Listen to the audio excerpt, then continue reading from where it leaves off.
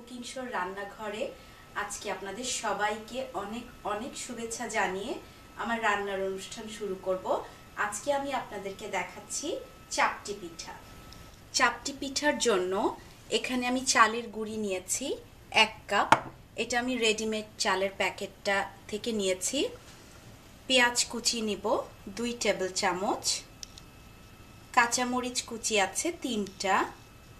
আপনারা যদি ঝালটা কম খেতে চান সেই ক্ষেত্রে কাঁচামরিচের পরিমাপটা কমিয়ে দিলেই হবে। ধনেপাতা কুচি আছে 2 টেবিল চামচ। হলুদ গুঁড়া 1/2 চায়ের চামচ। লাল মরিচের গুঁড়া 1/2 চায়ের চামচ। লবণ নিচ্ছি 1 চায়ের চামচ।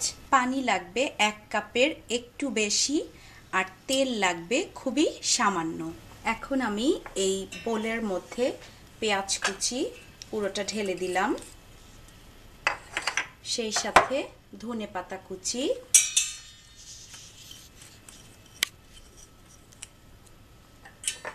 কাঁচামরিচ কুচি পুরোটা ঢেলে দিয়ে এটা ভালো করে একটু ছেঁচে নিব।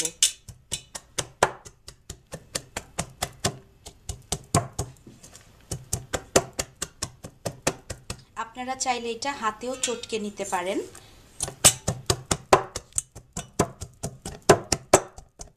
পুরোটা পেঁয়াজ, ধনেপাতা, কাঁচামরিচটা আমি ছেঁচে নিলাম এই কারণেই যে তাহলে চাপটির চালের মধ্যে পেঁয়াজ, কাঁচামরিচ আর ধনেপাতার রসটা খুব ভালো করে মিশে যায়।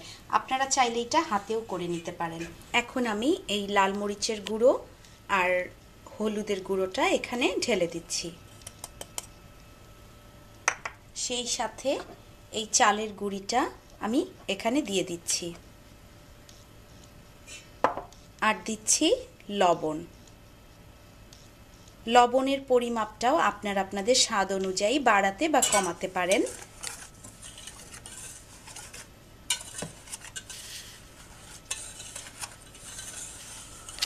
সবগুলোকে হালকা করে একটু মিলিয়ে আমি এখন পানি ঢেলে দিচ্ছি 1 কাপ।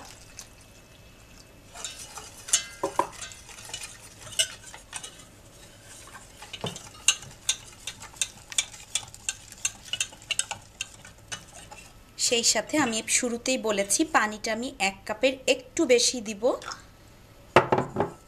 সেই জন্য সামান্য আর একটু পানি আমি এখানে ঢেলে দিচ্ছি। এবার এটা খুব ভালো করে মাখিয়ে নিচ্ছি। এখন আমি ননস্টিক গরম ফ্রাই প্যানটাতে তেল ঢেলে দিলাম হালকা করে। এবার আমি চাপটির পিঠার যে গোলাটা তৈরি করেছি সেটা ভালো করে নেড়ে এখানে দিয়ে দিচ্ছি।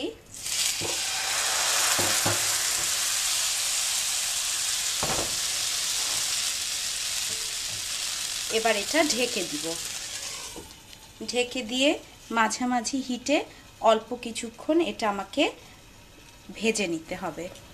1 মিনিটের মতো হালকা তেলে আমি পিঠাটা ভেজে নিলাম।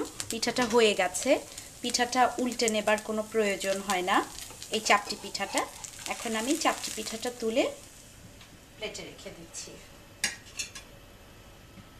ঠিক একই প্রসেসে আমি আবার বাকি পিঠাটা তৈরি করে ফেলছি। চুলার হিটটা আমার একদম মাঝামাঝি। যতবার আপনারা পিঠাটা করতে যাবেন ততবার এই চালের গুঁড়ির প্রিপারেশনটা নেড়ে নিতে হবে।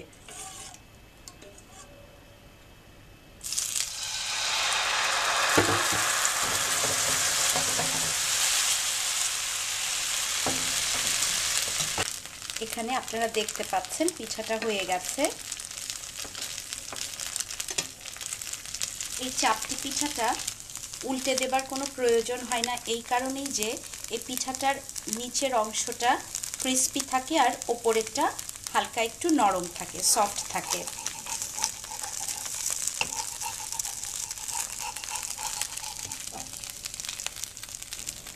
রূপতুষ ডাইনারের আজকে চাপটি পিঠার রেসিপিটা কেমন লাগলো আমাদেরকে জানাতে ভুলবেন না।